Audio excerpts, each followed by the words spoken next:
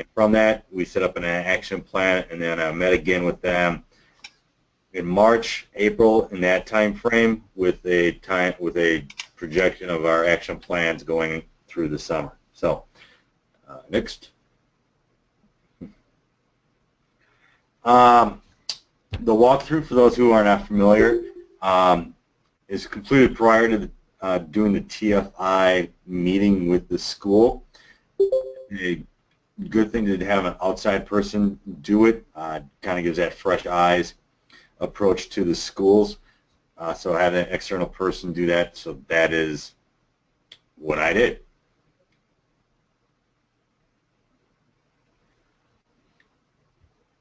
To do this, I sent out 18 different emails contacting the administrator and the coaches at each building, letting them know that I'll be coming.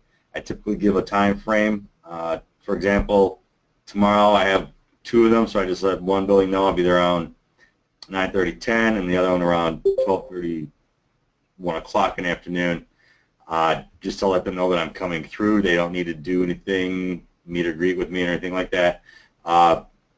If the staff in the schools are unfamiliar with you, make sure that they are given a heads up. When I first started doing some of this, one of the staff wasn't familiar with me, and they were quite hesitant to talk to me. Wasn't really sure what was going on, but once they figured out who I was, things went much smoothly. So just make sure people know you're coming. Man, I thought everyone knew you, Dave. I do now, but all right, next.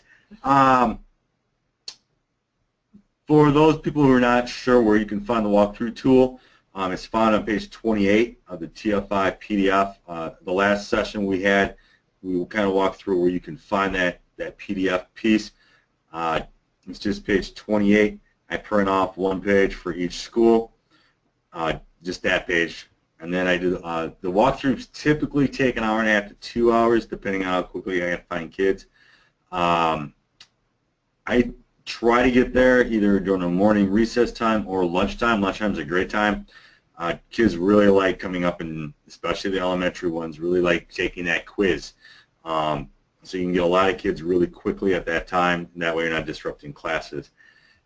Just a quick note, if you're not overly familiar with the buildings, make note of the overall visibility of the PBIS. It's part of the rubric, but it's not something that's on the walkthrough form. So just kind of make notes if are you seeing those area specific ones for the cafeteria, the hallway, etc. So just so you have that piece available to you when you go through the TFI rubric. All right. Essentially, the walkthrough consists of the 2 pieces. One is that staff survey. This is 10% or 5 staff members. You ask them what the school-wide expectations are. Have you taught those expectations? And have you given out any of those acknowledgement pieces? I gave a little what the expectation is underneath those, so that's what those little star pieces are. So they want to make sure 90% can do the 67% of all expectations, and acknowledgments by 90% of the staff. For most schools, they have 3 expectations, so that basically means that the staff has to be able to do 2 out of the 3, which you'd think would be easy, but isn't always. They sometimes struggle getting everything going. Next, the student survey. The guideline is at least 10 students. I typically try to get 15. One school, like I said, I got there at lunchtime, and I had 41 students do the whole, what are the school-wide expectations, and that's 70% of students can give you 60%. And then they want at least 50% of the students getting acknowledgement in the past 2 months. And those are just real quick questions. And I've been doing follow-up questions with the students of why did you get the Panther Paw or whatever they're calling them, just so to see if they're understanding why they're getting acknowledged. Some are like, well, I was being respectful, and one student told me that, what was it? I got it for giving attentive listening. So he obviously knew why he was getting his Panther Paw. So, all right, next. Meeting setup. after I did the walkthrough, I set up meetings with each of my schools, and that would be done through an email. The administrator obviously invited Tier 1 and Tier 2 coaches, any other key PBIS people that they may want, and myself was there. No meet, I always scheduled for 1 hour, none went over an hour. Some were very, very close, but none went over that 1 hour time period. All right. Can we stay on that one for a little bit? Can you go back to that one?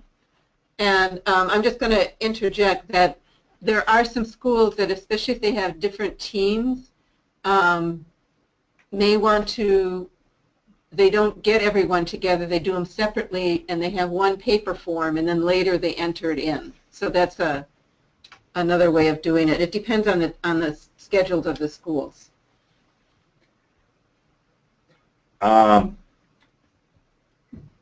This is just where to find those scoring rubrics for each item, for each tier. So Tier 1 is 6 through 11, Tier 2 is pages 12 through 16, and Tier 3 is 17 through 23 on that big, large PDF that we reviewed last time. All right, go ahead. When I sat down with my teams, like I said, I was meeting with both Tier 1 and Tier 2 coaches. I sat down with them. I opened that assessment window, and we completed as we went along. I provided them a hard copy of the assessment for each tier. We only did Tiers 1 and Tier 2. Some of my schools are Tier 3, but we're not in a good enough place to start going through the TFI to score it. The items were 0, 1, or 2, and we always scored lower when we were in doubt about where we should be scoring. All right, go ahead. On average, like I said, they took around that 45 to 60 minute piece to complete. None of my meetings went over 60 minutes. We were in the ballpark. We did the Tier 1 and Tier 2 rubrics. Then we reviewed the TFIs. The results, we were able to pull them up within minutes. And then from that, we developed our action plan with typically a 3-month window for that action plan. So just because I'm sitting right next to Dave, I can actually ask him a real-time question here. So you were able to review the results right away. Is that because you closed the window as soon as you were done? Correct. Got it. Okay. Usually within 2 minutes of closing that window, I was able to hit refresh and those results were available. Okay, go ahead. The action plan piece, there are 2 action plans available. Option 1 is part of that large TFI PDF where everything else is coming from. It's on page 25 and 26. The other option is a DocX, which is available on the same spot where you get the large PDF, but it's just called Action Plan DocX. That's the one I used, mainly because the spaces were bigger to write in. But that, I don't care which one you use, it's more of a personal preference, but those are 2 options for you. Go ahead. For developing our action plan, we would choose one of the tiers, either Tier 1 or Tier 2, and then we would focus on 2 or 3 items, no more than 3, from that tier and create our action plan. As I said before, we had about a 3-month operational window, so when we met in that December time frame, we had all of our end dates projected out to March. So I want to interject with that one again.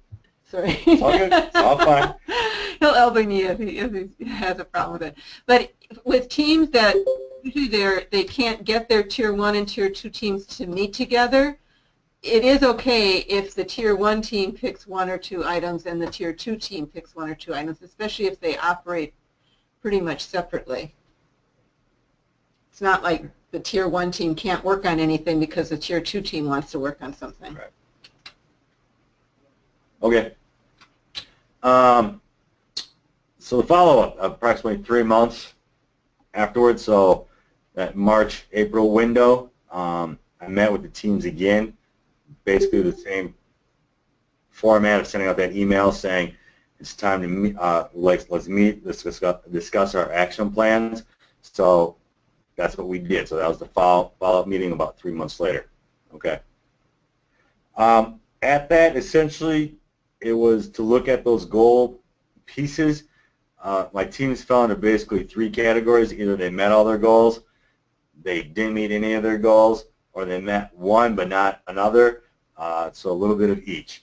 So if they were able to meet those goals that they set, we simply sat down, we updated the TFI, and then we were able to set up a new action plan. Some stayed at the same tier, some jumped to the tier that they didn't focus on last time. So it all kind of depended on what their main focus was. So if they got the same score, then you just kept it and they didn't re-enter. So if they didn't meet their goal, their score didn't change, so I didn't log in and open a new window. We just left it as is. All right, go ahead. The goal not met, like I said, that was atypically, I didn't go in because their score wouldn't have changed, but it led to a discussion of did they make progress, and did they need any extra support or resources to meet that goal moving forward. A lot of my teams that didn't meet those goals, a lot of it came down to the time piece, or things were in progress but just weren't done yet, so we just continued those goals. All right, go ahead.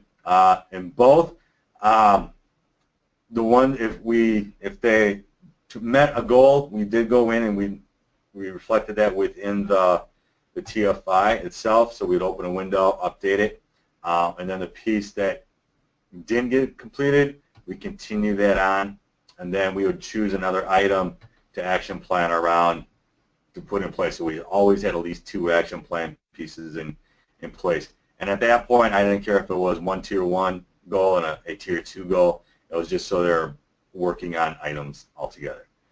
Right, go ahead. In the spring when we met, we set everything out through September. So we were at that tail end of all those goals and getting those things in place. So that's kind of where we're at with what we did last year. Okay, go ahead. Is there more?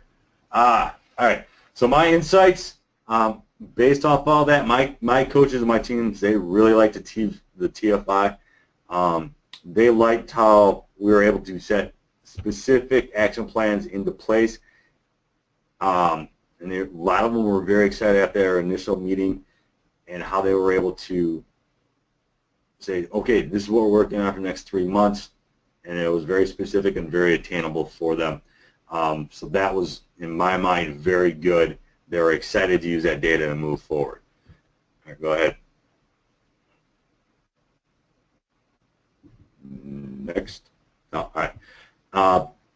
Did we skip one?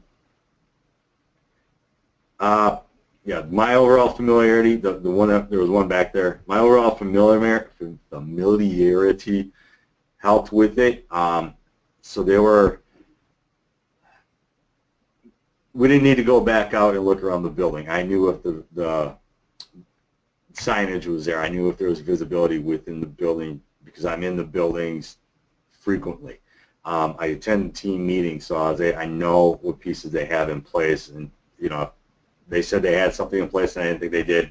I was able to challenge them on it. So that helped with the overall speed, I think, of the meetings. If I was less familiar, may not have been able to be as quick. So that might be something to keep in mind.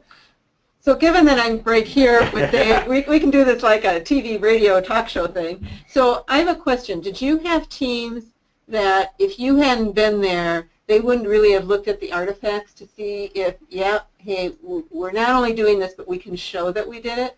There were times that I would, if they were like, yes, this, we have that in place, I could say, show me.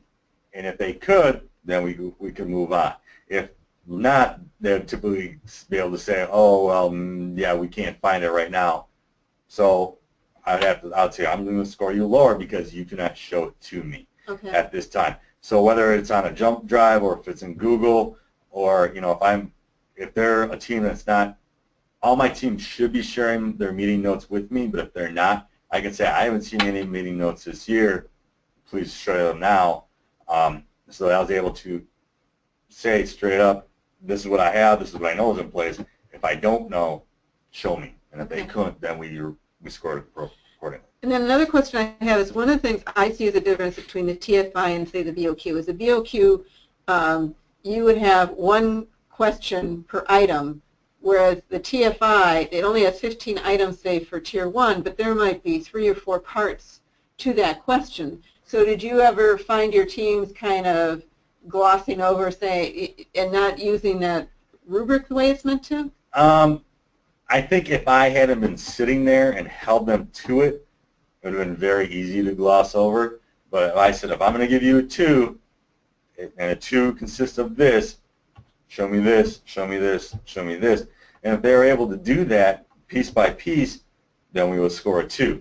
A lot of them like, oh, we have this, but not this. So it was, in my mind, it was good to just that we could break it down specifically by item.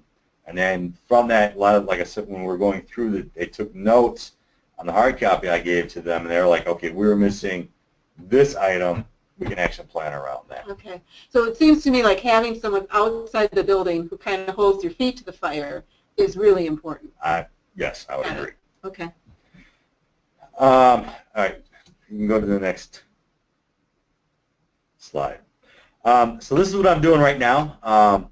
This is this school year. My school's just completed the SAS, and I am in the process of completing the walkthroughs for all 18 schools. So if anybody wants to come help out, give me a call. And we're also going to be starting the TFI meetings probably starting next week. So at that time, what we'll do is we'll look at the SAS and the TFI results at the same time. So those meetings may take a little bit longer this time just because we're adding that extra component.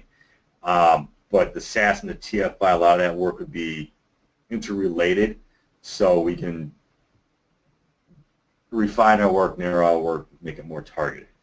So that would put us at that whole December, January for quote-unquote round 2, and then March, April for round 3, and then that will put those out through the summer, and then we'll come back next year and do it all again. All right.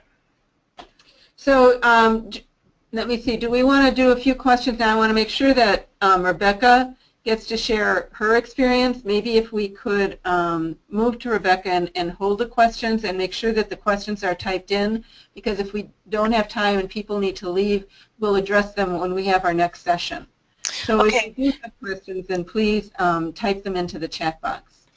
Right, and I also put the Google document, so I can see there's 24 people attending, but I only have 16 people that actually have listed names in there, so there might be more people on. So if you haven't entered your name on that Google document, please do that. And then if you have any questions, put those in the chat as well. And I'm going to go ahead and unmute Rebecca and let her go ahead and start. Hello, can you hear me? We can.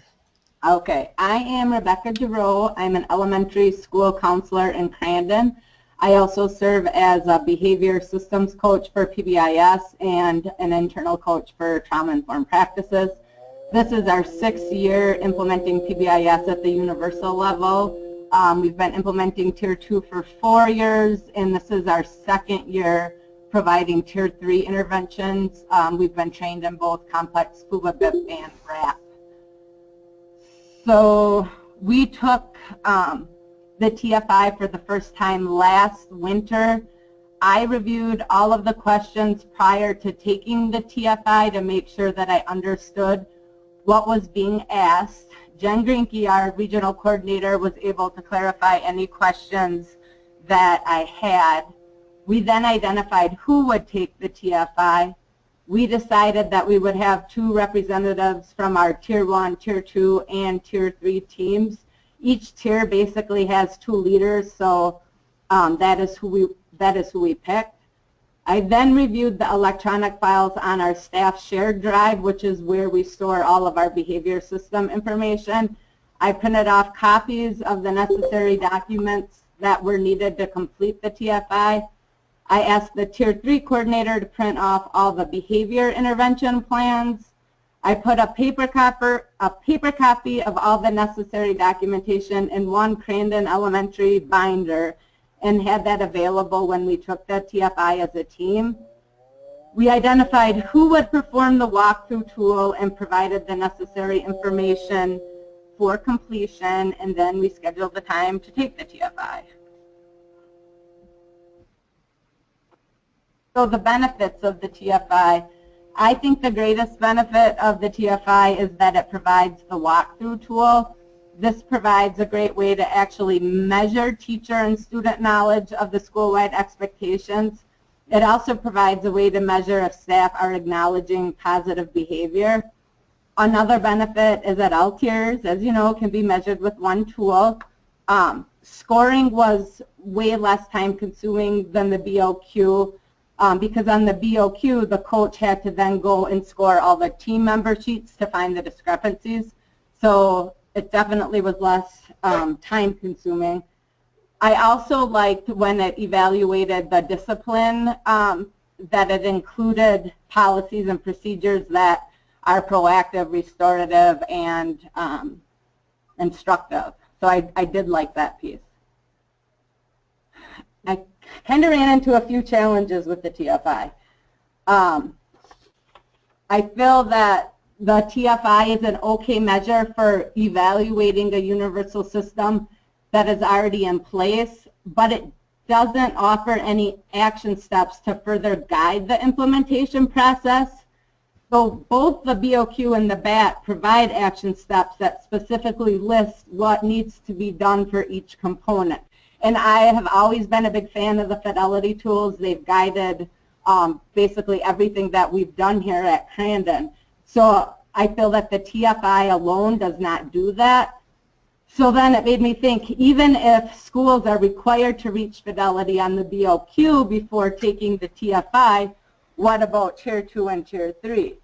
So my concern is that if a school takes the TFI before reaching Fidelity at Tier 2 and Tier 3, the TFI, being more of an evaluative tool, would not provide that team the necessary steps needed for implementation of Tier 2 and Tier 3. At least that's how I feel.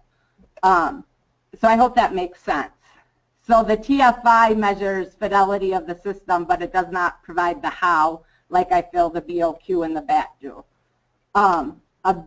Probably my biggest problem with the TFI is I feel that it completely fails to measure the classroom system. I'll talk more about that in a minute. But then finally, the value of the tool is really reliant on team member knowledge. So kind of like the previous guy said, he was there to kind of drill out what that really meant. So for example, it might show that you might show fidelity on the classroom system, but the problem is, how would you know what the components are to accurately judge that when the tool doesn't even identify what those components are? So people might be thinking they're doing something, but they really don't know what that is yet. Does that make sense? I hope. Yeah, can you give us yes, Rebecca. Rebecca? What's that? Can you give a specific example, or is that going to come up? Yeah, I kind of have a couple slides with just the classroom. Okay. So if I don't answer it, then feel free to ask. Okay. So this is the only question regarding the classroom system on the TFI. So in my opinion, the classroom is the single most important setting where PBIS implementation will make the biggest impact. So the TFI doesn't even identify the necessary components needed to establish solid classroom systems. As you can see, it just says Tier 1 features, and then in parentheses it says school-wide expectations, routines, acknowledgments, in-class continuum of consequences are implemented within classrooms and consistent with school-wide systems. That doesn't even come close to, it just names a few things, but it's just so vague, and that is very concerning to me. At our school, we have focused heavily on building solid classroom systems. We've identified non-negotiable classroom practices that are required in all classrooms. So examples of these practices, you know, we are required, they have to have an attention signal. They have to have posted routines with procedures. They have to have a classroom matrix. They have to have their classroom schedule posted. There's a lot of different things that they're required to do that, and the way we found those things is through the classroom management modules and the different self-reflection surveys that are part of those modules. That's how we identified what our non-negotiables were, and the TFI doesn't even say what they are, so I guess that is very concerning, where the BOQ does outline those components.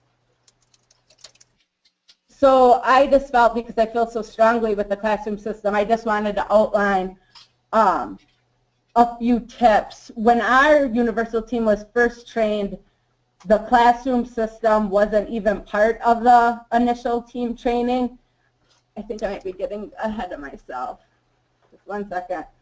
I'm not sure how many of you received that training on the components of the classroom system, but I know that it is now part of the universal training. But anyway, here are some tips that I thought would be useful. Spend some time building the knowledge of the internal coach and the universal team members so they truly understand that classroom component. They need to understand the importance of building strong classroom systems. I can't stress that enough.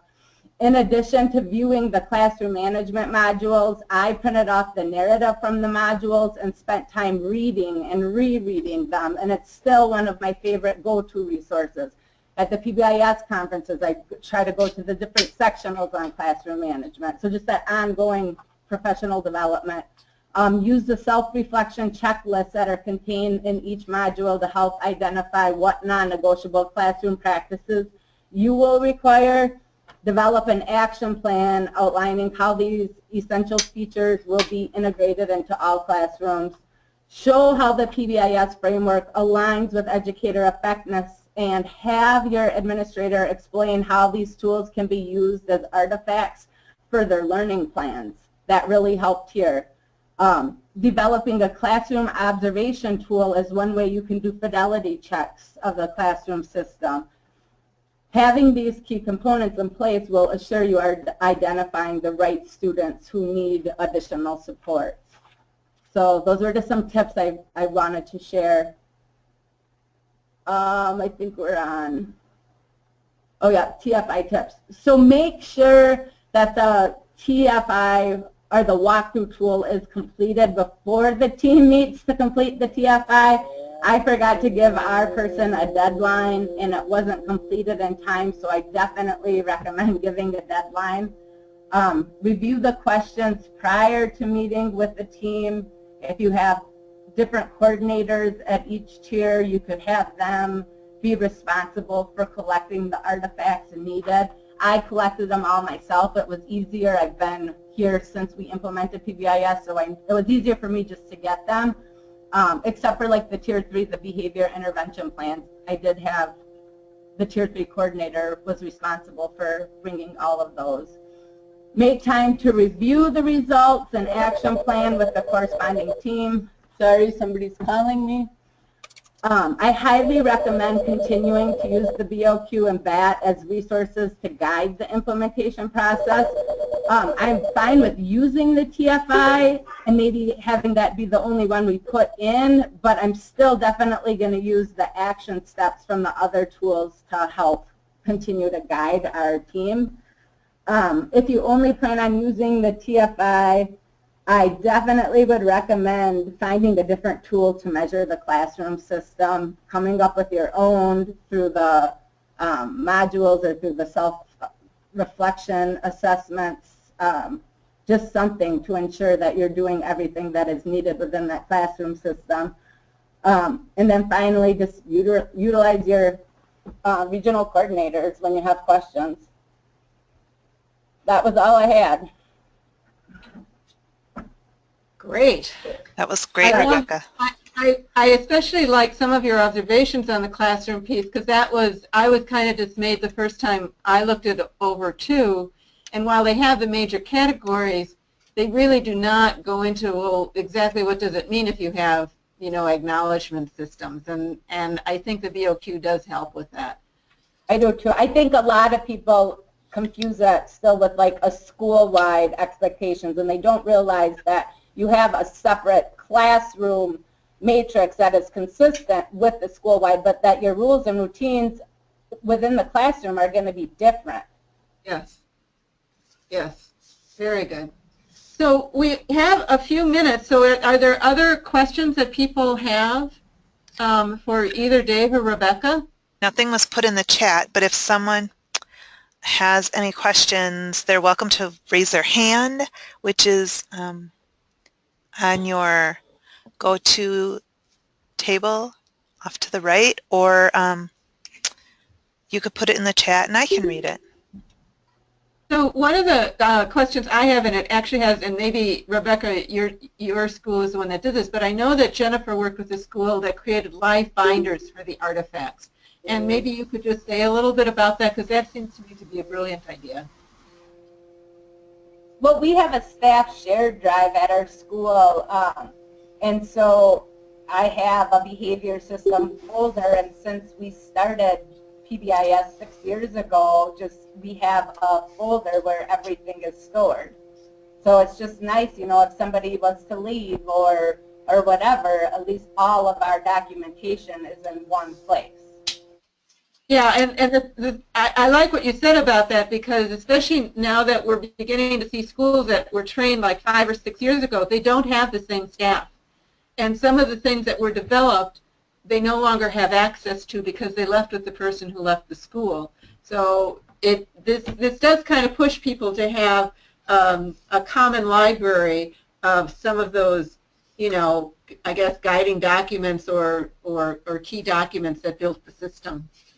Yep. So there is a question they wanted to know, are there 2 walkthroughs and 3 meetings each school year when you're doing the TFI? And I don't know if Dave or Rebecca want to answer that. I do 1 walkthrough per school per year, unless the results of the walkthrough don't meet the criteria or as good as the school expects, and part of their action plan is to, for example, increase students being able to state the school-wide expectations, and they asked me to come back and do a second walkthrough. So it's just 1 walkthrough, and then the initial meeting, and then the progress monitoring meetings every 3 months or so. Okay, so that should answer that question. And that was the only one that was added to this. Anyone else? I'm not seeing any hands raised. You want to show the resource slide? Sure. So one of the things that is on our website, if you type in that search box, it's that little white box close to the logo, yeah, where Jennifer has that arrow. You can type in TFI and it will pop up with this page that gives you access to just about everything that was discussed today. And you can also type in that little box, Classroom Management, and you will get the resource homepage for some of the things that Rebecca was talking about. There are checklists that are right on the main page when you get to Classroom Management. There's a checklist for routines and rules, there's a checklist for acknowledgement systems, and there's a checklist for consequence systems, and we actually added another module which I'm not going to go into right now, but those things are all on our Wisconsin PBIS network website. And if you are having a problem locating any of those, contact your regional technical assistance coordinator and they can work with you to be able to find them, because sometimes it is a little harder if you're not used to the website. That search box is your friend. Yes, yes it is. Mine too. So with that, I think we're good. We have no other questions. There's no hands raised. Thanks so much for taking the time to meet with us. Yes. Bye everyone.